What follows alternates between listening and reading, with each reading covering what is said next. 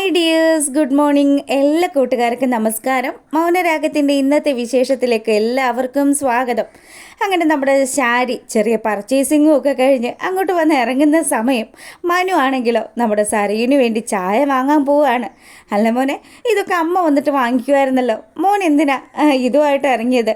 അതൊന്നും സാരമില്ലമ്മേ. പിന്നെ ഇന്ന് മിക്കവാറും ഡിസ്ചാർജ് ആകാനുള്ള സാധ്യതയൊക്കെ ഉണ്ട്. അങ്ങനെയാണെങ്കിൽ നമുക്ക് വീട്ടിലേക്ക് പോകാമല്ലോ. എന്നാലും എൻ്റെ മോൻ ശരിക്കും ക്ഷീണിച്ചു കേട്ടോ.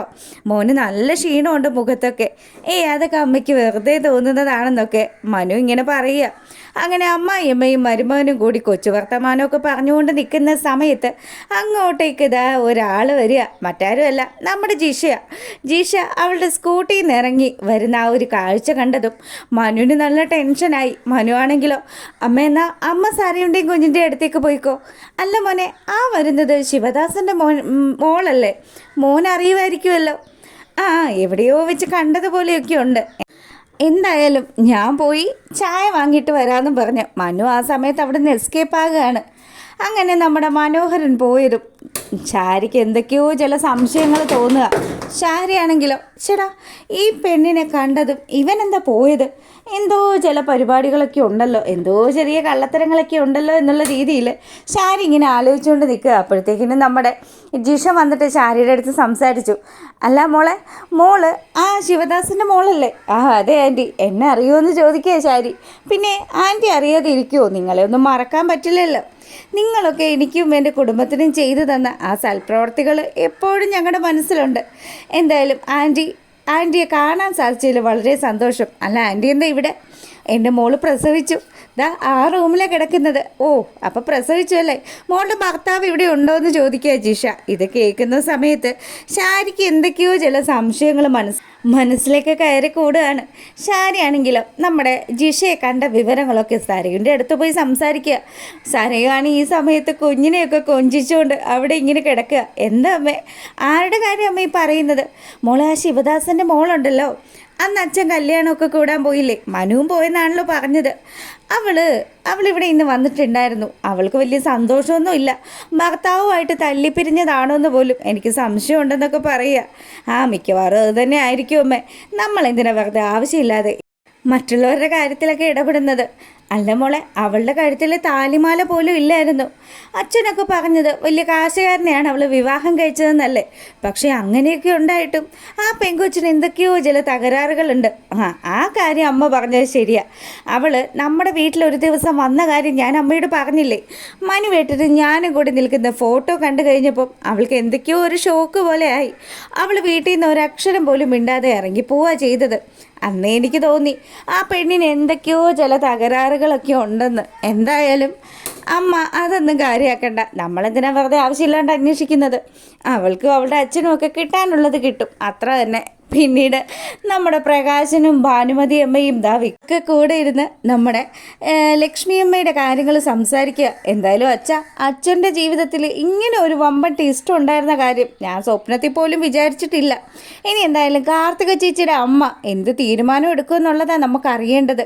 അങ്ങനെ ഇവർ പറഞ്ഞുകൊണ്ട് നിൽക്കുമ്പോൾ കാർത്തിക അങ്ങോട്ട് വരിക. കാർത്തിക കണ്ടപാടെ തന്നെ നമ്മുടെ ഭാനുമതി അമ്മ ചോദിച്ചു, മോളെ അമ്മയ്ക്ക് എങ്ങനെയുണ്ട്?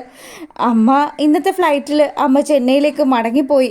എന്തായാലും അമ്മയെ കൊണ്ടുപോയി ആക്കുന്ന സമയത്ത് എനിക്ക് നല്ല സങ്കടമൊക്കെ ഉണ്ടായിരുന്നു. അമ്മ വന്നത് ആ രീതിയിലായിരുന്നു. ഒരുപാട് സന്തോഷിച്ച എൻ്റെ അമ്മ വന്നത്. മനസ്സിലാകും മോളുടെ അമ്മ ഇതൊക്കെ കേട്ട് കഴിഞ്ഞപ്പം എന്താ വല്ലതും പറഞ്ഞോ എന്ന് ചോദിക്കുക പ്രകാശൻ. ഇത് കേട്ടത് എൻ്റെ അമ്മ ഉടനെ വിളിച്ചത് DGPയെ അച്ഛൻ്റെ കാര്യങ്ങളൊക്കെ അന്വേഷിച്ച് അമ്മ DGPയെ വിളിച്ചെന്ന് കേൾക്കുന്ന സമയം പ്രകാശനൊന്ന് ഞെട്ടി. ദൈവമേ, എന്നിട്ട് DGP സത്യങ്ങൾ മുഴുവനും പറഞ്ഞോ മോളുടെ അമ്മയുടെ അടുത്ത്? തൽക്കാലം അദ്ദേഹത്തിനോട് ഞാൻ പറഞ്ഞിട്ടുണ്ടായിരുന്നു ഒരു സത്യങ്ങളും പറയണ്ടെന്ന്. ഇതൊക്കെ കേട്ട് വിക്രമാണെങ്കിലോ, ചേച്ചി ഒരു സത്യങ്ങളും എന്തായാലും തൽക്കാലം ചേച്ചിയുടെ അമ്മ അറിയണ്ട. അറിഞ്ഞു കഴിഞ്ഞാൽ ആ അമ്മയ്ക്ക് വലിയ വിഷമാവില്ലേ? അതുകൊണ്ട് ചേച്ചി ഇപ്പോൾ ഒന്നും തന്നെ അമ്മയോട് പറയാൻ നിൽക്കണ്ട. എന്തായാലും 2-3 മാസത്തിനുള്ളിൽ ഇവരുടെ വിവാഹം നമുക്ക് നടത്താമെന്നുള്ളൊരു തീരുമാനം വിക്രവും കാർത്തികയും ഒക്കെ ചേർന്നെടുക്കുകയാണ്.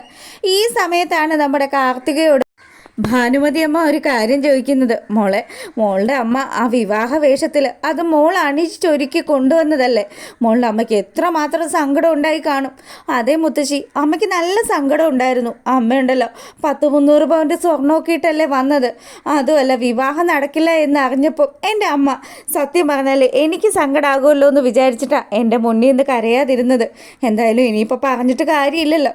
ഇതൊക്കെ കേൾക്കുന്ന സമയത്ത് നമ്മുടെ മൂങ്ങ ഒരടവങ്ങ് വയറ്റുകയാണ്. അവിടെ നിന്ന് ഒറ്റ കരച്ചിൽ. എന്നാലും എൻ്റെ മോളെ ഇത് ഞാൻ എങ്ങനെ സഹിക്കുമെന്നും പറഞ്ഞ് കണ്ണുനീരിങ്ങനെ കുടുകുടാന്നൊഴുക്കുകയാണ്. അമ്മയുടെ ഭാവാഭിനയം കണ്ട നേരത്ത് നമ്മുടെ പ്രകാശൻ വരെ ഞെട്ടി നിന്നു.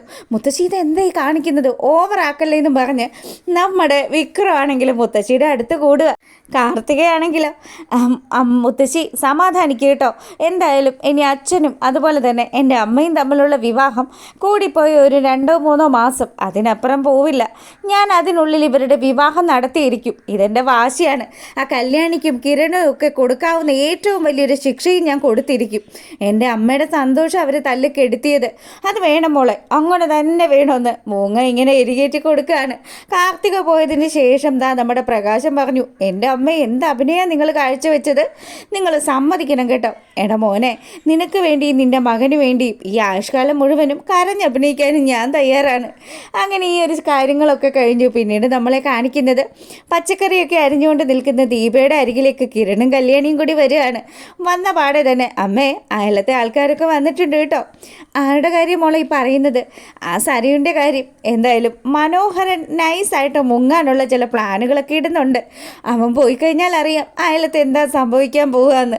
അങ്ങനെ അയലത്തെ വീട്ടിൽ നമ്മുടെ മനുവും അതുപോലെ സരയും കൂടി കുഞ്ഞിനെ കൊഞ്ചിച്ചുകൊണ്ടിരിക്കുക. മനുവേട്ട, നമ്മുടെ മോൾ എന്ത് ക്യൂട്ടല്ലേ. ശരിയാ. ദേ അപ്പുറത്തെ ആ ചെറുക്കനുണ്ടല്ലോ, ആ പീറ ചെറുക്കൻ കല്ലുമോൻ, അവനെ പോലും ഒന്നും അല്ല എൻ്റെ മോള് നല്ല സുന്ദരിയാണ്. ആ ചെറുക്കനെയും കൊഞ്ചിച്ചുകൊണ്ടാണ് ആ കിരണും കല്യാണിയും ഒക്കെ നടക്കുന്നത്. എന്തായാലും ഇവിടെ നിന്ന് അമേരിക്കയിലേക്ക് പോകുന്നതിന് മുന്നേ എൻ്റെ കുഞ്ഞിനെ കൊഞ്ചിക്കുന്നതും ലാളിക്കുന്നതും ഒക്കെ അവളും അവനും ഒക്കെ കാണണം. എന്തിനാ മോളും ഒരു വഴക്കിന് നിൽക്കുന്നത്? അപ്പം നമ്മുടെ മനു സരയുനെ ആശ്വസിപ്പിച്ച് സംസാരിച്ചുകൊണ്ടിരിക്കുമ്പോൾ അങ്ങോട്ടേക്ക് നമ്മുടെ ശാരി വരികയാണ്. ശാരിയെ കണ്ട പാടെ തന്നെ മനുവിന് ചെറിയ പരിങ്ങൽ. മനുവിൻ്റെ അടുത്ത് നമ്മുടെ ശാരി പറഞ്ഞു, അല്ല മോനെ, എങ്ങനെയാ ഇനിയിപ്പോൾ പ്രസവമൊക്കെ കഴിഞ്ഞല്ലോ, നമുക്ക് ഇവിടുന്ന് പോകണ്ടേ? അമേരിക്കയിലെങ്ങാനും പോയി സെറ്റിലാവാം.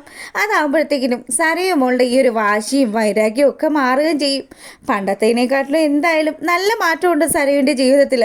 അത് മോൻ വന്നു ചേർന്നത് കൊണ്ട് മാത്രമാണ്. എന്തായാലും നമുക്കിനി അമേരിക്കയിലേക്ക് പോകാം മോനെ. അതിന് ഞാൻ അമേരിക്കയിലേക്ക് പോകാനായിട്ട് എൻ്റെ ബിസിനസ്സിലുള്ള ആൾക്കാരോടൊക്കെ ഒന്ന് സംസാരിക്കട്ടെ. അതിന് മോൻ എന്തിനാ അവരോടൊക്കെ സംസാരിക്കുന്നത്? മോൻ്റെ സ്വന്തം കമ്പനി, അതിന് മോൻ തീരുമാനം എടുക്കുന്നതിന് മറ്റുള്ളവരെ ആശ്രയിക്കേണ്ട ആവശ്യമുണ്ടോ എന്ന് ശാരി ചോദിക്കുക.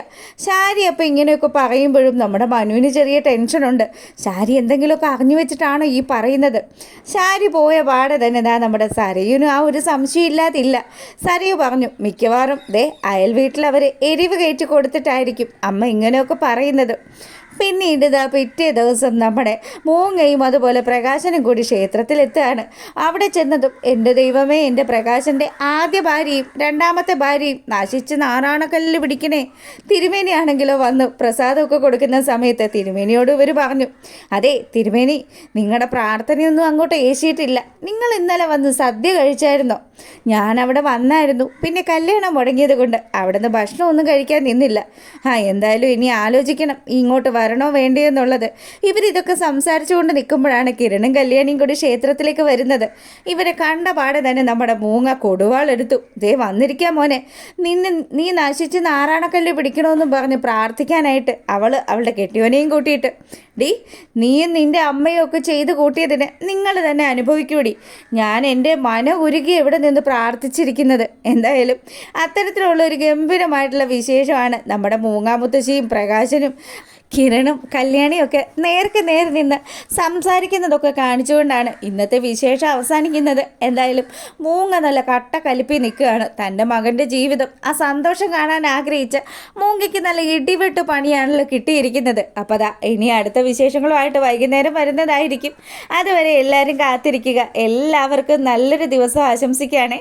അപ്പോൾ നിങ്ങൾക്ക് ഇഷ്ടപ്പെട്ടിട്ടുണ്ടെങ്കിൽ ഇപ്പം തന്നെ ഒന്ന് ലൈക്ക് ചെയ്യാനും കമൻറ്റ് ചെയ്യാത്തവരൊക്കെ ഒന്ന് കമൻറ്റ് ചെയ്തുകൂടെ കാണാനും ഒക്കെ മറക്കരുത്. അപ്പോൾ ഓക്കെ, താങ്ക് യു.